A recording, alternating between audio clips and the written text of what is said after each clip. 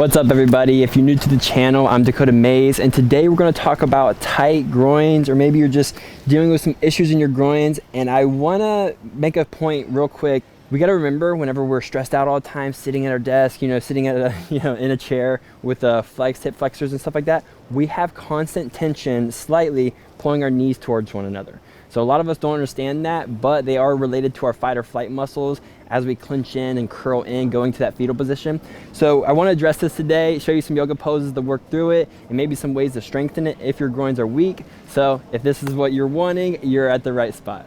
So the groin consists of a group of muscles called the adductors, and these muscles include the pectineus, gracilis, adductor brevis, adductor longus, and adductor magnus. And usually these muscles are going to work together as a unit to pull your legs together. Your adductors pulling your legs towards you, and your abductors are your booty muscles that pull your legs away from you.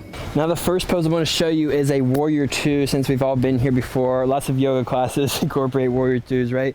So we have a nice wide stance. Some people like the heels behind each other. I like a little bit of a wider stance. So as you bring this knee over the heel, your adductor longus is going to be activated here. And this is a good one because as you come into this pose, however deep you want it, maybe you're up here, maybe you're down below, it's a little bit different sensation, but you can squeeze your feet together. So as you squeeze your feet together, you engage that muscle. So it's not just like a passive stretch and you're leaning more, like pushing with your quads more to hold you up.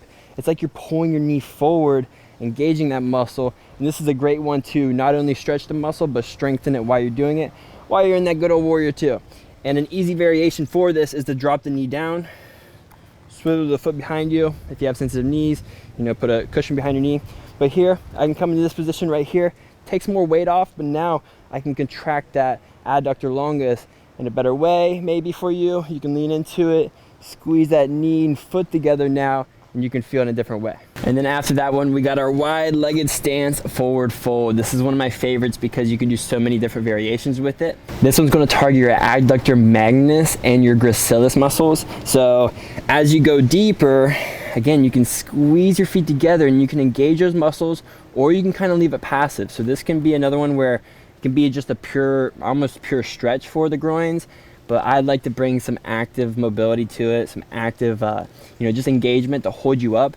And that's whenever I started working on my full splits, I can go all the way down nowadays.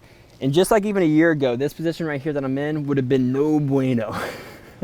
But I started doing active flexibility with these groin muscles, and that's when the big difference is. So this is a good one that you can go down, down, down, or you can even start from way up here. And just right here, as you fold deep, squeeze your feet together. You'll feel those groin muscles activate, and you can play around. So there's a lot of variations from the wide-legged stance as you go lower and as you bring different levels of engagement, pulling the feet together. That's something you can play around with, finding your sweet spot. And then we got your bound angle pose. Some people call it butterfly pose. It really doesn't matter. This was Bioculture is another word for it in Sanskrit. This one's going to target your gracilis and your adductor longus. And it's another good one because it doesn't have to be intense. So this one, we can have our feet away from us, tilt the belly button forward and down. And if you want to engage the abductors to pull the knees down, lift the chest up, a little different sensation, feels good. And you can play around with this. You can even push down on your knees, lifting up. And this goes straight into some of my favorite variations, which is frog pose variation. I'm going to do it right here so you can see exactly how low I am. It's almost the same movement. You can have your feet together. A lot of people do, but I like to have my feet right behind my knees. It really doesn't matter. Just pulling your feet together will give more of an external rotation to the hips. For some people that would feel good. Actually, let's do it that way because we're going to compare it to the butterfly pose.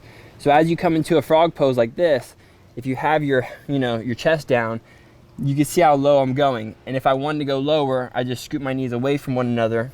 And this is another one to where if I wanted to, I can bring activation to my knees, squeeze my knees together. So then you're actually engaging those groin muscles. Again, so if you need strength in those muscles, frog pose is a great one.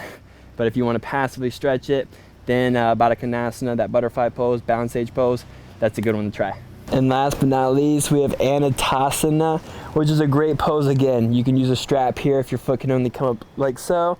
You can come up on your elbows if needed.